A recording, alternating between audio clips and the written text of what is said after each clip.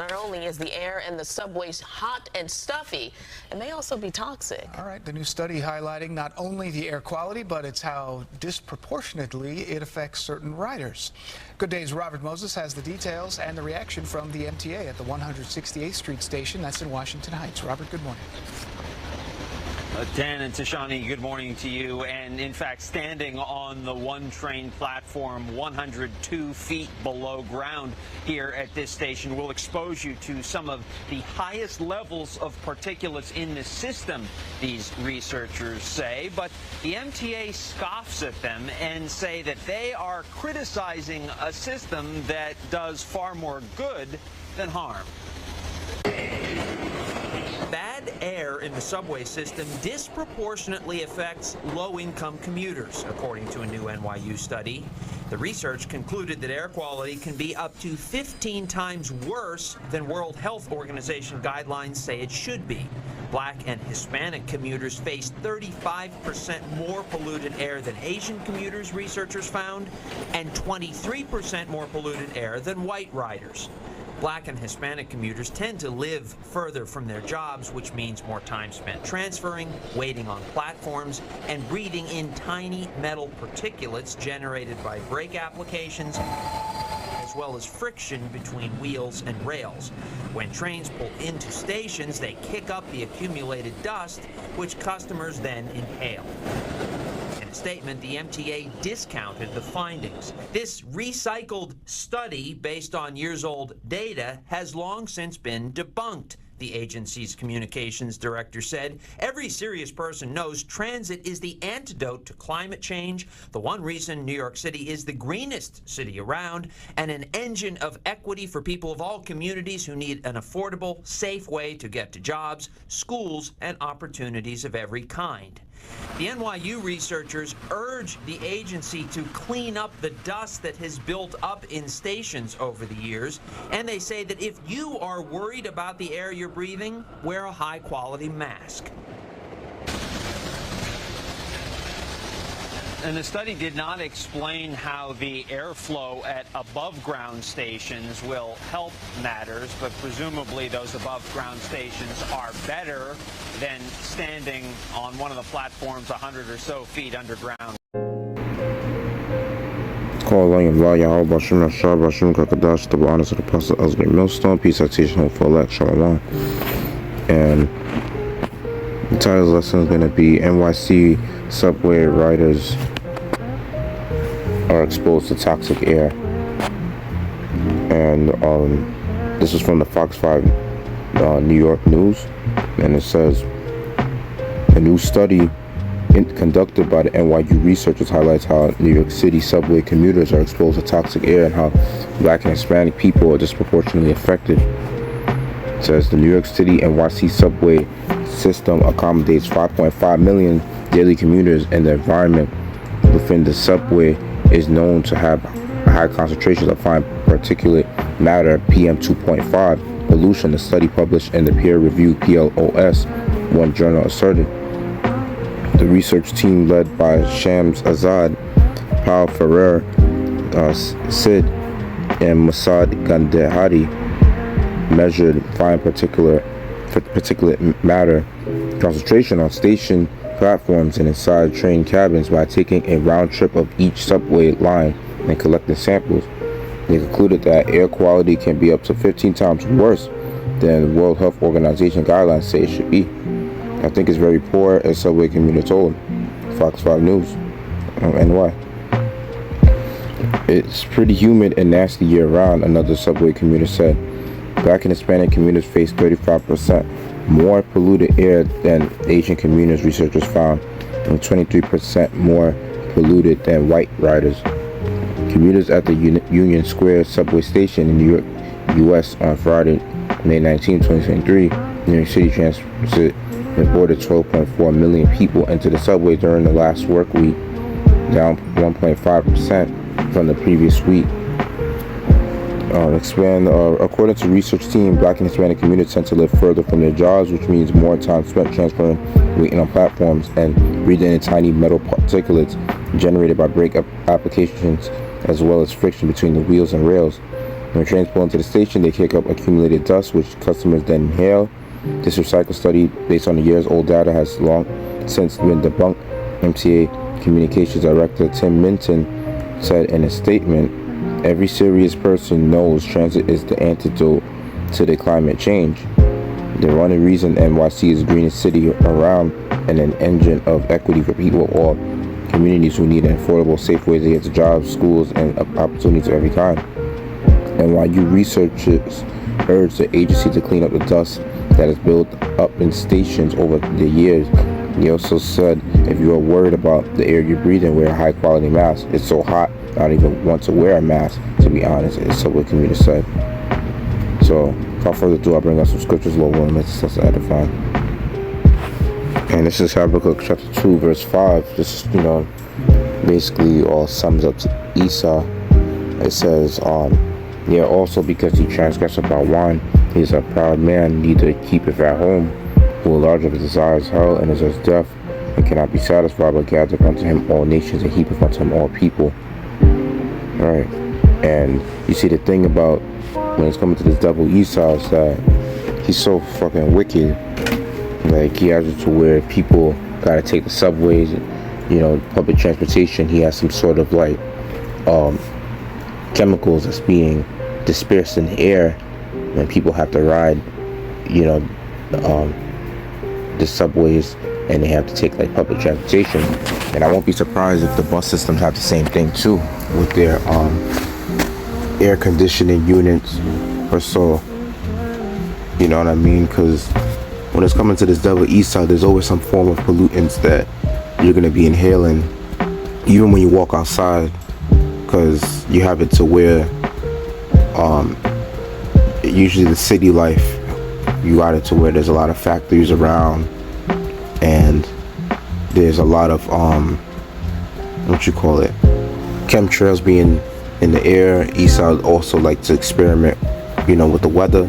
He likes to do cloud seeding, things of that nature. He has this whole heart machine that controls the weather. So, Esau is like doing things, to try to play God on the left-hand side, and at the same time, it's like he's making a lot of people on this earth, well, mainly, in America, I'm saying, like, in this case, New York City, he's making a lot of people suffer. Even his own people suffering, which shows you how stupid he is. Because at the end of the day, it's like he mostly wants to make Jake suffer, but at the same time, you find that Jake is mostly, let's say, the highest, Jake has like the highest attendance of, taking the subways, to go to school, to go to work, things of that nature. And then you even have a lot of Jakes that, work in the subways, cleaning up like the public transportation, buses and the trains and things of that nature in the train station. And, they're subject to, and more vulnerable to breathing in those pollutants, people that always have to use the subways to get to work or to get to their destination. Good thing about, now it's like I drive, so like I don't really have to take the public transportation like that anymore. So, but I do remember growing up on that. It was very stressful having to deal with being in the buses or the trains, like, packed up like sardines. And at the same time, it's like you gotta deal with all type of crazy people, dealing with people on the in the trains or the buses. And another thing too, it's like that's also what causes people's mental to be all fucked up too. It's the fact that Esau's pushing pollutants in the air, and those pollutants eventually, it affects your mental, your mind, because those are chemicals. And I want to just bring out this point, because even though it did talk about how in this scripture about how like at one point before coming to the truth, that we were, walking in the ways of the flesh, following after the ways of Esau, because, he's the one that's controlling this earth, and he has a grip. And, basically the world is in his fingertips, in a sense, because the Most High gave him that power. And he's using the power unrighteously and wickedly. So that says Ephesians chapter 2 verse 2, it says, where in times past he walked according to the course of this world, according to the prince of the power of the air, the spirit that now worketh in the children of disobedience.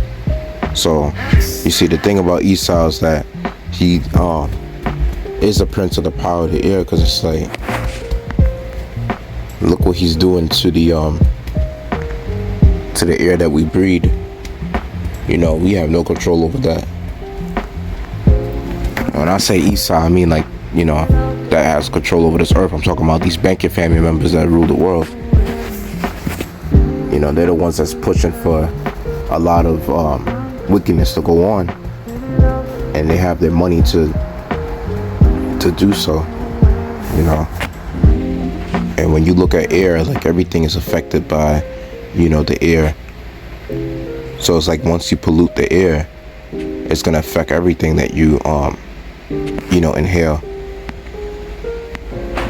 That's why you got people that are born with a lot of ailments. You got people that got a lot of asthmatic symptoms and things of that nature. Because people in ancient times, they didn't really have ailments like that. It would be kind of rare to some degree. Now it's like, you got all type of alphabet names of ailments out there, all type of diseases that you can't even remember off the top of your head. You just know that it's something that's most common, and then there's just even just some new shit being formed. And just to top it all off, like, Esau is just not only messing with your air, but he's also messing with your food and your water system, and he's also messing with basically with the things that we watch, the things that we listen to. So he has an influence over the whole world, basically. They technically control everything.